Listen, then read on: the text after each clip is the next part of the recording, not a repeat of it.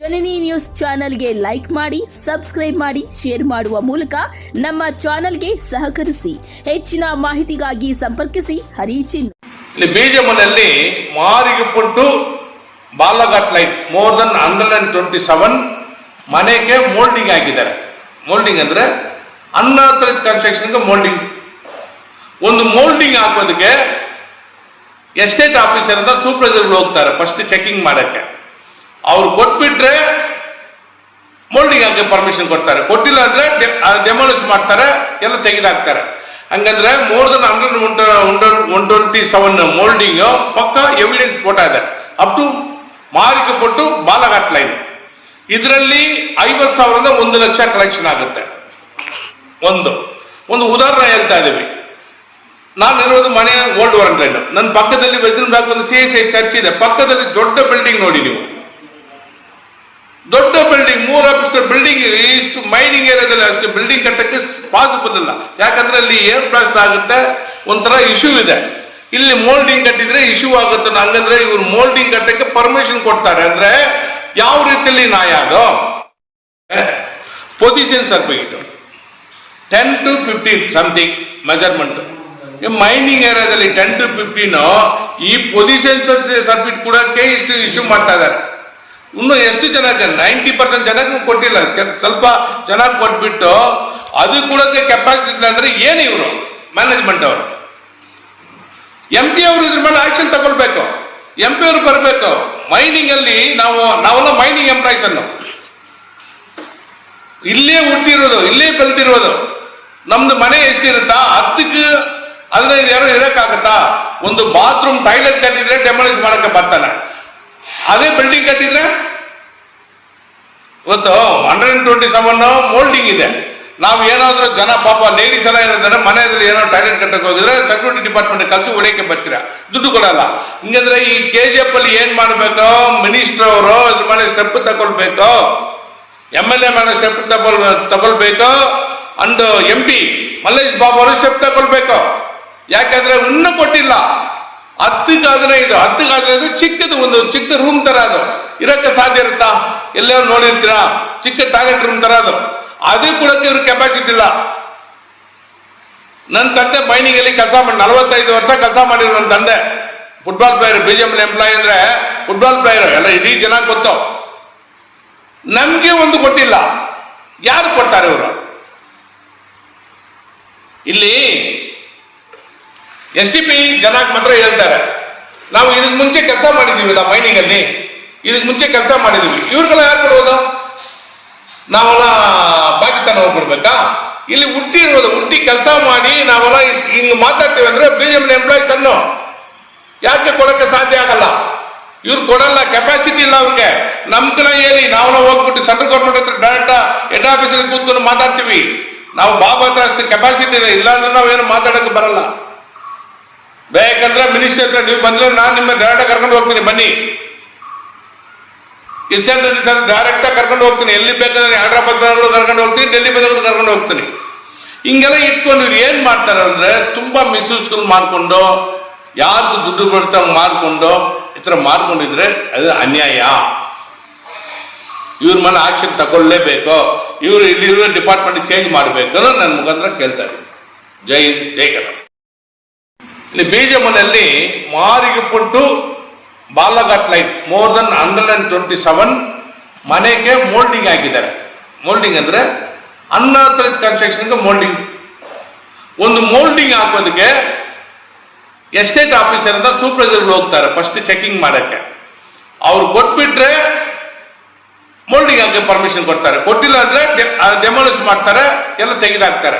ಹಂಗಂದ್ರೆ more than 127 moulding ಪಕ್ಕ evidence photo ಇದೆ. ಅಪ್ ಟು ಮಾರಿಗೆ ಕೊಟ್ಟು ಬಾಲಘಾಟ್ ಲೈನ್. ಇದರಲ್ಲಿ 50,000 1 ಲಕ್ಷ ಕಲೆಕ್ಷನ್ ಆಗುತ್ತೆ. ಒಂದು ಉದಾಹರಣೆ ಹೇಳ್ತಾ ಇದ್ದೀವಿ. ನಾನು ಇರೋದು ಮನೆ ಓಲ್ಡ್ ವಾರಂಟ್ ಲೈನ್. ನನ್ನ ಪಕ್ಕದಲ್ಲಿ ವೆಸ್ಟರ್ನ್ ಬ್ಲಾಕ್ ಒಂದು CSI ಚರ್ಚ್ ಇದೆ. ಪಕ್ಕದಲ್ಲಿ ದೊಡ್ಡ ಬಿಲ್ಡಿಂಗ್ ನೋಡಿ ನೀವು, ದೊಡ್ಡ ಬಿಲ್ಡಿಂಗ್ 3 ಆಫೀಸರ್ ಬಿಲ್ಡಿಂಗ್. ಇಷ್ಟು ಮೈನಿಂಗ್ ಏರಿಯಾದಲ್ಲಿ ಅಷ್ಟು ಬಿಲ್ಡಿಂಗ್ ಕಟ್ಟಕ್ಕೆ ಪಾಸಿಬಲ್ ಇಲ್ಲ, ಯಾಕಂದ್ರೆ ಅಲ್ಲಿ ಏರ್ ಬ್ಲಾಸ್ಟ್ ಆಗುತ್ತೆ, ಒಂಥರ ಇಶ್ಯೂ ಇದೆ. ಇಲ್ಲಿ ಮೋಲ್ಡಿಂಗ್ ಕಟ್ಟಿದ್ರೆ ಇಶ್ಯೂ ಆಗುತ್ತೆ. ಹಂಗಂದ್ರೆ ಇವ್ರು ಮೋಲ್ಡಿಂಗ್ ಕಟ್ಟಕ್ಕೆ ಪರ್ಮಿಷನ್ ಕೊಡ್ತಾರೆ ಅಂದ್ರೆ ಯಾವ ರೀತಿಯಲ್ಲಿ ನ್ಯಾಯ? ಅದು ಇನ್ನೊಂದು ಇಲ್ಲಿ ಏನಾಗತ್ತಂದ್ರೆ ಇಲ್ಲಿ ಸೆಕ್ಯೂರಿಟಿ ಕೆಲಸ ಮಾಡ್ತಾರಲ್ಲ ವಿತ್ ಸೂಪರ್ವೈಸರ್ ಎಲ್ಲ ಸೇರಿ ಇವ್ರಿಗೊಂದು ಸ್ಯಾಲ್ರಿ, ಸೆಕ್ಯೂರಿಟಿಗೆ ಒಂದು ಸ್ಯಾಲ್ರಿ. ಇಲ್ಲಿ ಮೋರ್ ದನ್ 240 ಮೆಂಬರ್ಸ್ ಕೆಲಸ ಮಾಡ್ತಾರೆ. ಇವ್ರಿಗೆ ಕೊಡ್ತಾ ಇರೋದು BGML ಸ್ಯಾಲ್ರಿ, BGML ಕಡೆ ಸ್ಯಾಲ್ರಿ ಕೊಡ್ತಾ ಇರೋದು. BGMLಗೆ ಕೊಟ್ರು 1 year ಅಲ್ಲಿ 2 ಕೋಟಿ ಬರುತ್ತೆ, 1 ಕೋಟಿ 1.5 ಕೋಟಿ ಬರುತ್ತೆ ಡೆಲ್ಲಿಯಿಂದ. ಇವ್ರಿಗೆ ಕಂಪಲ್ಸರಿ ಬರ್ತಾ ಇದೆ 1.5 ಕೋಟಿ. ಮುಂಚೆ ತುಂಬಾ ಬಂದಿದೆ, ಇವತ್ತು 1.5 ಕೋಟಿ ಬರ್ತಾ ಇದೆ. 1.5 ಕೋಟಿಯಲ್ಲಿ ಏನ್ ಮಾಡ್ತಾರೆ ಅವರು? 1.5 ಕೋಟಿಯಲ್ಲಿ BGML ಕೆಲಸ ಮಾಡ್ತಾ ಇರೋದು ಒಂದು ಅಭಿಲಾಷ್, ಒಂದು ಜೋಸೆಫ್ OSD, ಒಂದು ಅಮಿತ್ ಮಿಶ್ರಾ CSO, ಇನ್ನೊಂದು ಫೈನಾನ್ಸ್. ಈ 4 ಜನ ಮಾತ್ರ ಎಂಪ್ಲಾಯಿಗಳು, ಸೆಂಟ್ರಲ್ ಗೌರ್ಮೆಂಟ್ ಎಂಪ್ಲಾಯಿ. ಮಿಕ್ಕಿದ ಇರುವುದು ಬಂದು ಕಾಂಟ್ರಾಕ್ಟ್ ಕೆಲಸ ಮಾಡ್ತಾರೆ ಅವರು. ಕೆಲವರು ಅದು ಆಫೀಸಲ್ಲಿ ಕೆಲಸ ಮಾಡ್ತಾರೆ, ಅವ್ರಿಗೆ ಸೆಂಟ್ರಲ್ ಗೌರ್ಮೆಂಟ್ ಇಂದ ಕಾಂಟ್ರಾಕ್ಟ್ ಸ್ಯಾಲರಿ ಕೊಡ್ತಾರೆ. ಮಿಕ್ಕಿದ ಸೆಕ್ಯೂರಿಟಿ ಡಿಪಾರ್ಟ್ಮೆಂಟ್ 1.5 ಕೋಟಿಯಲ್ಲಿ ಏನ್ ಮಾಡ್ತಾರೆ? ಯಾರಾದ್ರೂ ಒಬ್ಬರು ಆಕೆ ಹಾಕಿದ್ರೆ ಕಾನೂನು ಹೇಳ್ತಾರೆ, ಈ ಕಾನೂನಲ್ಲಿ ಕೊಡೋಕೆ ಸಾಧ್ಯ ಇಲ್ಲ, ಆ ಕಾನೂನು ಕೊಡೋಕೆ ಸಾಧ್ಯ ಇಲ್ಲ ಹೇಳ್ತಾರೆ. ಇದು ಎಷ್ಟು ಸುಳ್ಳು ಮಾಹಿತಿಗಳು. ಅದೇ ತರ ಬಂಗಾರಪೇಟೆ ಹೋಗಿ ತಗೊಳ್ಳಿ, ಮೋರ್ ದನ್ 3,000 ಎಕರೆ ಮೇಲೆ. ಅದೇ ತರ KGF ಅಲ್ಲಿ 1,500 ಎಕರೆ ಮೇಲೆ ಪಾಣಿ ಮಾಡಿದ್ದಾರೆ. ಬಂಗಾರ ಗಣಿ, ನೀವು ಬೇಕಂದ್ರೆ ಚೆಕ್ ಮಾಡಿ. ಬಂಗಾರ ಗಣಿ ಹೆಸರು ಬರುವುದು ಬಂಗಾರ ಗಣಿ. ಬಂಗಾರ ಗಣಿಯಲ್ಲಿ ಯಾರಾದ್ರೂ ರೌಡಿ ಡಿಪಾರ್ಟ್ಮೆಂಟ್ ಅಲ್ಲಿ ಪಾಣಿ ಮಾಡಕ್ಕಾಗತ್ತಾ? ಇನ್ನೊಬ್ಬ ನೆಸಸ್ ಸೇರ್ಸಕ್ಕಾಗತ್ತಾ? ಅದು ಸೆಂಟ್ರಲ್ ಗೌರ್ಮೆಂಟ್ ಲ್ಯಾಂಡ್ BGML. ಅದು ಸೇರ್ಸ್ತಾರೆ ಅಂದ್ರೆ ಇವ್ರು ಏನ್ ಮಾಡ್ತಾ ಇದಾರೆ? CSO ಏನ್ ಮಾಡ್ತಾರೆ? ಜೋಸೆಫ್ ಏನ್ ಮಾಡ್ಕೊಂಡಿದ್ದಾರೆ? ಇವ್ರ ಹತ್ರ ಲಂಚ ತಗೊಳ್ತಾರ? ನಮ್ಗೊಂದು ಅನುಮಾನ ಬರುತ್ತಲ್ಲ, ಜನರಲ್ ಆಗಿ ಒಂದು ಅನುಮಾನ ಬರುತ್ತೆ. ಇವ್ರು ಲಂಚ ತಗೊಳ್ಳಕ್ಕೆ ಹಂಗೆಲ್ಲ ಬಿಡ್ತಾರೆ. ಇದು ಏನ್ ಮಾಡಿದ್ವಿ? ನಮ್ಮ ಟೀಮ್ ಅಲ್ಲಿ ಜಗನ್ನಾಥ್ ಒಬ್ರು ನಮ್ಮ ಟೀಮ್ ಅಲ್ಲಿ ಲೋಕಾಯುಕ್ತದಲ್ಲಿ ಕಂಪ್ಲೇಂಟ್ ಕೊಟ್ಟು ಆಲ್ರೆಡಿ AC ಮೇಲೆ ಕಂಪ್ಲೇಂಟ್ ಥ್ರೂ ಮಾಡಿ, ಇದು ಮುಂಚೆ AC ಅವತ್ತು ಅಕ್ರಮ DC ಪೀರಿಯಡ್ ಅಲ್ಲಿ ನಮ್ಮ KGF ತಹಸೀಲ್ದಾರ್ ಮುಂಚೆ ಲೇಡಿ ಮೇಡಮ್ ಅವ್ರ ಪೀರಿಯಡ್ ಅಲ್ಲಿ ಆಮೇಲೆ ಪಾನಿ ಬೇರೆ ಕ್ಯಾನ್ಸಲ್ ಮಾಡಿ ಬಂಗಾರ ಗಣಿನ ನಮ್ ಕಡೆಯಿಂದ ಪ್ರಿಸರ್ವ್ ಮಾಡಿ ಬರ್ತಾ ಇರೋದು. ಹಂಗಂದ್ರೆ ನೀವು ಆರಾಮಾಗಿ ಕೂತ್ಕೊಂಡು ದಿನಾ ದುಡ್ಡು ಮಾಡ್ಕೊಂಡಿದ್ರೆ ಇಲ್ಲಿ BGML ಯಾರಾದ್ರೂ ಒಬ್ರು ಕಟ್ಟಕ್ ಹೋಗಿ ಒಂದು ಜಾಗದಲ್ಲಿ ಹೋಗಿದ್ರೆ ಎಷ್ಟು ಇಶ್ಯೂ ಮಾಡ್ತಾರೆ? ಇಷ್ಟೇ ನಮ್ದು ಪಾಯಿಂಟ್. ಯಾಕಂದ್ರೆ ಇವ್ರಿಗೆ ದುಡ್ಡುಗಳು ಸುಮಾರು ದುಡ್ಡುಗಳು ಬರುತ್ತೆ. ನಮ್ದು ಏನೋ ಕ್ವಶನ್, ಜನರಲ್ ಆಗಿ ಟೋಟಲ್ ಜನಕ್ಕೆ ಬಿಟ್ಬಿಡಿ. ನಾವು KGF ಅಲ್ಲಿ ಹುಟ್ಟಿದೀವಿ, ಎಲ್ಲ BGML ಎಂಪ್ಲಾಯ್ಸ್. ಟ್ಯಾಕ್ಸ್ ಅಂದ್ರೆ ಒಂದು ಮನೆಗೆ ಮಂಜು ಮನೆ ಇಟ್ಕೊಳ್ಳಿ, ಮಂಜು ಮನೆಗೆ ಟ್ಯಾಕ್ಸ್ ಕಟ್ಟಕ್ಕೆ ಹೋಗ್ತೀವಿ. ಅನ್ಆಥರೈಸ್ ಇದೆ ಅವ್ರ ಮನೆಗೆ. ಇವರು ಆಥರೈಸ್ ಮಾಡ್ತಾರೆ, ಆಥರೈಸ್ ಮಾಡಿ ಟ್ಯಾಕ್ಸ್ ತಗೊಳ್ತಾರೆ. ಅದಕ್ಕೆ 25,000 20,000 ಒಳಗಡೆ ಹುಡುಗರು ಇದ್ದಾರೆ. ಎಷ್ಟು ಮಾಡಿದ್ದಾರೆ?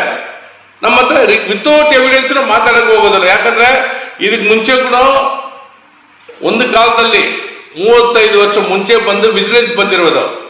ಇಲ್ಲಿ BGML ವಿಜಿಲೆನ್ಸ್ ಸೆಂಟ್ರಲ್ ಗೌರ್ಮೆಂಟ್ ಅದ. ಆ ವಿಜಿಲೆನ್ಸ್ ಕಳಿಸಿರೋದು ಬಾಬು ಒಬ್ಬನೇ.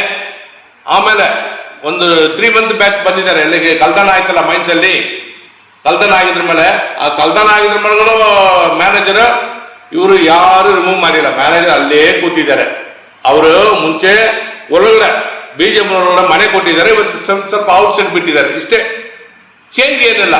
ಒಂದು ಕಮ್ಯುನಿಟಿಯಲ್ಲಿ ಹೋಗ್ತಾ ಇದೆ BGML ಅಲ್ಲಿ 4 ಜನ ಸೇರ್ತಾರೆ, ಒಂದು ಕಮ್ಯುನಿಟಿಯಲ್ಲಿ ಇದು ಥ್ರೂ ಮಾಡ್ಕೊಂಡು ಹೋಗ್ತಾರೆ. ಇಷ್ಟೇ ಬಿಟ್ರೆ BGML ಅಲ್ಲಿ ಇಶ್ಯೂ ಅಲ್ಲಿ ನಮ್ ಜನಕ್ಕೆ 26 ವರ್ಷ ಆಯ್ತು, ₹1 ಕೊಡಕ್ಕೆಲ್ಲ. ಅದು ರೆಕಮೆಂಡೇಶನ್ ಮಾಡ್ತಾರ ಏನಿಲ್ಲ.